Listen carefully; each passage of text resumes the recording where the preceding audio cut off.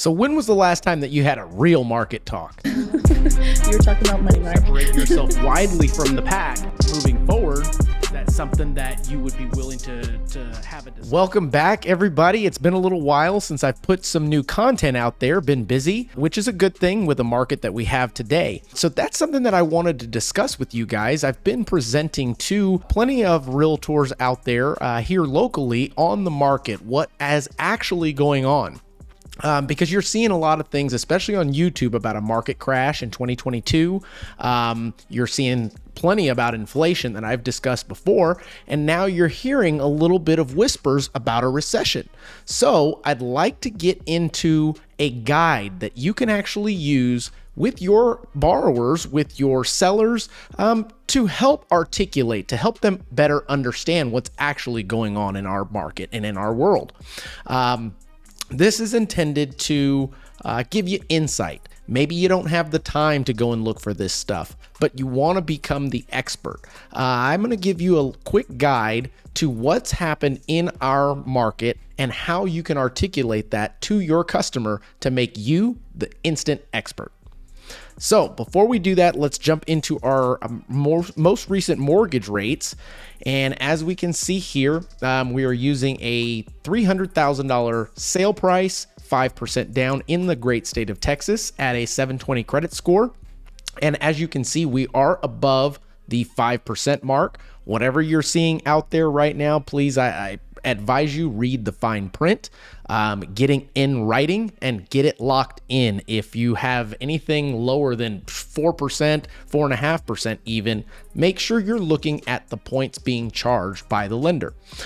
So also you can see here, FHA is a tad bit higher than your conventional products. And we're seeing that across the board with all the government loans being a little bit higher as far as the interest rate.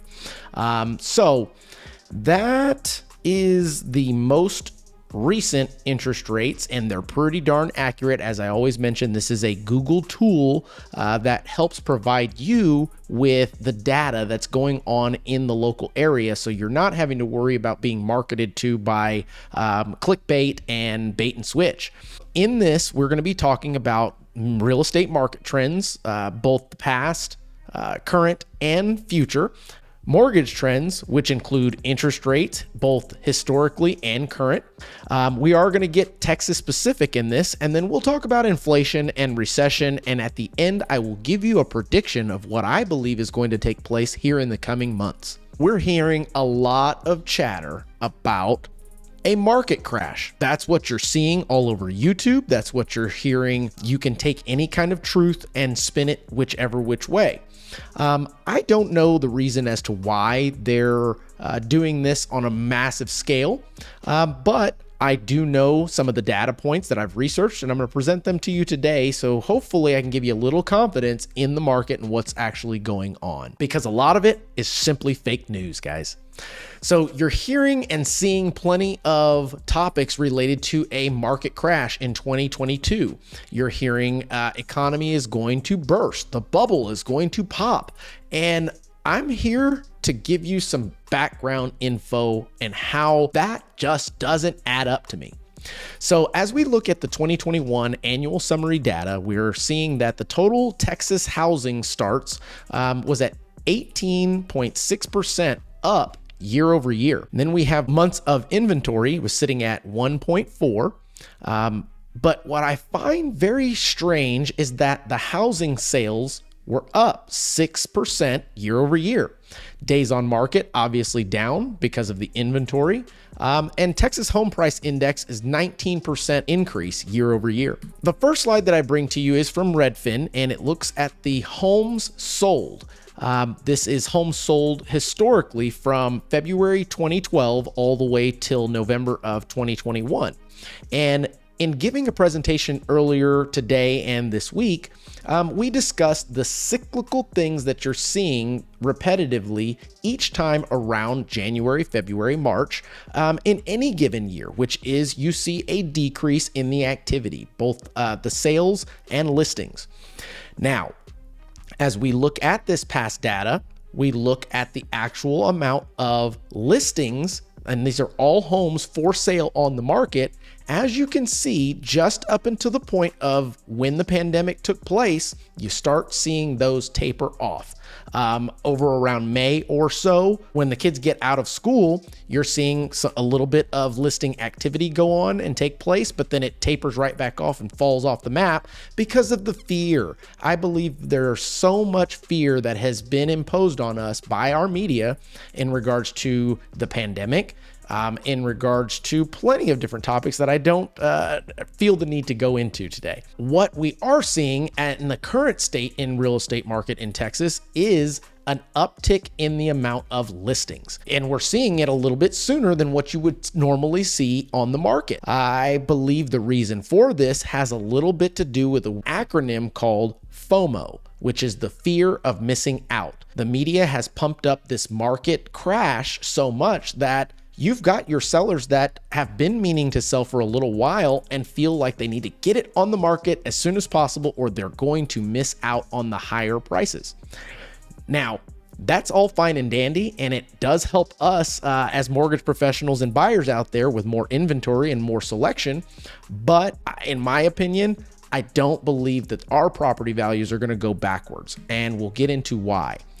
Here is a prediction of what I believe the future values are going to look like within the state of Texas. As you can see, there have been small dips in our market, but you'll never see it run off. And what I mean by run off is you lose your value and then it never recovers, or it takes a while for it to recover, similar to the California and New York's. In Texas's case, we've been very, as they would say, steady Eddie in regards to the increase in value year over year. Now, in the most recent 2 years, we've seen a dramatic uptick. And this, in my opinion, has a lot to do with folks moving to Texas at the same time, folks not wanting to sell their homes for fear of not having a place to go, pandemic, so many other factors. So, as we now dive into the mortgage side of things, we're looking at past mortgage rates. And as you can see from the chart here, rates were around 8% to 9% in the 2000s. And from the 2000 to about, let's say, 2004, they didn't go below 6%. And if you look at the actual home sales back then from the slide before, you'll notice that it did not impact the amount of sales that were actually going on and taking place. So as I bring it forward, we'll look at 2008 when rates were around the 6% mark. Everything melted down. We then had to lower rates. And as you can see from this chart here, from about 2014 on till today, most recently, we as a consumer base have not seen interest rates on mortgages over 5%. So this is new territory to us, to most out there buying. And I want you to understand that if you're thinking that this is scary in regards to the rates and what things are doing, you're going to end up missing out. And the reason for that I'll get into here towards the end is there's not going to be a backward pedal on Texas's values. As I zoom into this, notate that these rates are based on last month in 2022. And as you can see, they were slowly approaching 5%. And as we went over the rates today, you can see that they are well over 5%. My prediction for this, as you can see now on the chart, I believe we're going to be up over 6 to almost 6.5% by the end of the year, if not sooner. We still haven't seen another increase from the Fed, but that is soon to be coming. And I believe that banks are kind of getting ahead of that. This leads me into the conversation that will bring it all full circle for you guys, which is inflation and recession. It's important that you as the professional, whether you be a real estate professional, mortgage professional, or even you're a consumer out there looking for more information to educate yourself about the real estate, mortgage, and buying a home process. This is for you to, as mentioned, come full circle to understand why I'm coming up with the predictions that I am. So, inflation. What is inflation? The layman term for inflation is basically the cost of goods and services has increased, meaning your dollar and how much it buys you is not as much. Therefore, when times like this happen, you start seeing people cut back on things to work within their normal budget. We're not going to get into why it's caused, anything like that just yet. I will show you how it is measured. And as you can see on the screen, it's considered the Consumer Pricing Index. And that takes all the different types of goods and that we purchase as consumers, such as milk, eggs, gas, electricity, utilities, and gauges how much they have increased or decreased as a whole on a percentage level. And as we can see from this chart here, the price of goods and services has increased substantially in the last 2 years since the beginning of the pandemic. We're looking at things like utilities and gasoline almost doubled and tripled the amount that you as a consumer are paying. That's important for you guys to understand that we are absolutely in a high rate of inflation. Now, the next piece to this is a recession. What happens in a recession? Someone mentioned to me earlier today, everything is painful. And that is a very good depiction. Why? Because everything starts to slow down and it becomes a cycle, and it's a vicious cycle of sales start to fall. Why? Because prices increased. Why did prices increase? Because they had to pay the labor force due to inflation. And then you've got production that falls. Then employment falls because you can't keep up with paying your employees if you're not making the same amount for the products and services that you're providing. So therefore the incomes fall. And then all of a sudden it starts to cycle around, and lo and behold, your unemployment rate shoots through the roof. You've got folks that are not out taking vacations, folks that are not purchasing things, and everybody's hoarding their money. Therefore, no money's being put into the system. A couple of indicators of this are the following. When you look at the unemployment rate right now, we're at a historic low of 3% or lower. And typically you'd think everything is fine and dandy because the employment rate is low and it's at its lowest. But it's actually the opposite. When everybody is employed, we may be overextended as far as what we're doing. Now, just a prediction, and I could be wrong, but typically when there's very, very low unemployment, it then becomes a recession, and you see that shoot through the roof in an opposite direction. Now, the inflation rate, that's obvious indicator. We're at the highest level that we've been at in many years, above 8%. We're knocking on 10%'s door. It's got to get under control. And in order for it to get under control, interest rates have to be raised. And the way that that works is the Federal Reserve is the one that lends the money to the banks that then lend the money to the consumers. If the Fed is not making any money, that's the money that goes into the system, then they've got to increase those, and it's a trickle up effect, and then trickles down to you in a negative standpoint. And the final indicator is an inversion in the federal rate. This actually is a little complex of a term, but when the inversion occurs, it means that your money to invest with the bonds that the federal government offers are actually gaining less interest as time goes on. So let's say they have a 2-month bond that is paying 1% interest, but a 30-year bond is paying 0.5 interest. Well, which one as a consumer would you choose? That's the concept. So as we look at this chart here, you'll notice the lines in gray that come down the chart are indications of a recession. And each time that there has been an inversion, other than 2 incidents in history, we're talking about 1968 and 2018, you'll see the same thing, that it did not occur. But each other time, you'll see an inversion and then a recession, and an inversion and then a recession, and then an inversion, then a recession, and so forth and so on. And as you see to the current state in 2020, we're getting inverted again, guys. And that being the case is an indicator of what is to come. What we're hearing out there that is being displayed as a market crash, a real estate market crash to be more specific, they are tying and comparing things to what took place in 2008. They are tying unemployment rates, and as you can see here from the graphic that I have here, and you'll see businesses go bankrupt. In 2008, this was the case. Unemployment rates rise. In 2018, that was the case. And then the bottom, you see housing prices fall. People lose their homes. Now, one big, huge factor that we're not considering is the fact that real estate crashed due to something that we as lenders actually had control over. So I want to ask, what causes a real estate crash? Number one, it's overpriced homes, right? Yes. Now, the second factor of this, I won't make you hold your breath, but foreclosures and short sales. Essentially, when mortgages go delinquent, that actually means that eventually foreclosures and short sales are going to begin, thus more properties becoming available to the market and flooding the market with properties that bring your property value down.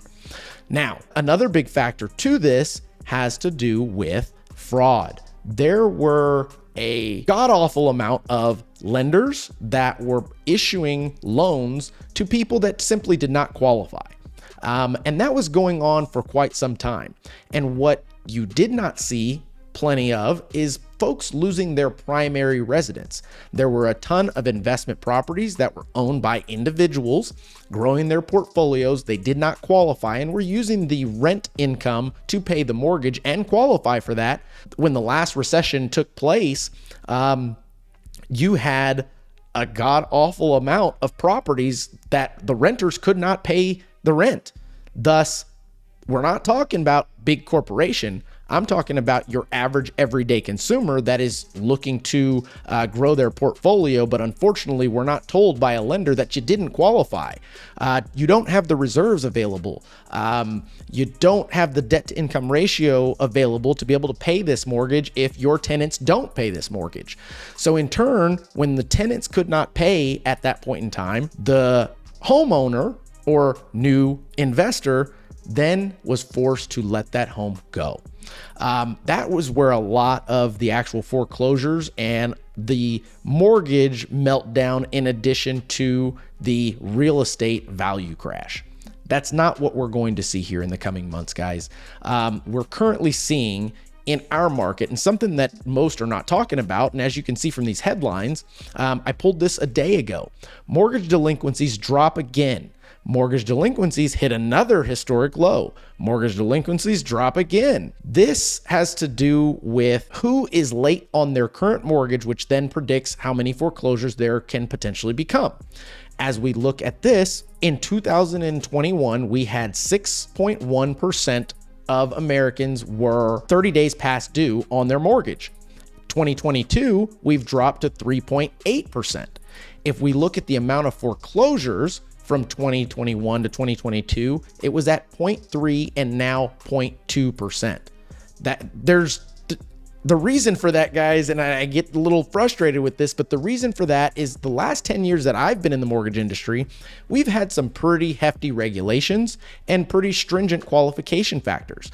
We're not able to just check your pulse, get a credit score, and get you in a house. That's a great thing, in my opinion, and also shows how strong not only the borrowers are that are living in the home's current time period, but it also shows that during the pandemic, amidst everything that was going on, job loss, things of that nature, homeowners were finding a way to pay their mortgage, whether it was taking forbearance and moving those payments to the latter end of their mortgage term, or modifying it to stay in your home and stay current on that mortgage. And I applaud you, Americans, for doing so. But let's continue. So one additional factor that I want to bring to you guys is the fact that investors are taking a very large sum of the properties in our country at the moment. As market data shows, we were at about a 10% or less penetration of investors in our market for single family residents. Now we're looking upwards of about 25% just in Texas that make up the buying market. That's outrageous. What it's telling me is that big banks are, or big investors, I should say, and these are all under LLCs like your Blackstone, BlackRock, under another entity, that own many different companies as a whole, but they are simply buying properties to make the American dream an impossibility, to convert the American dream to now the American renter. That being said, guys, I want and hope that some of this is making sense to you. In my final thoughts, I have taken the data, I've got my experience, and I've got the information that I seek out for Texas. And I want to give you guys a prediction of this.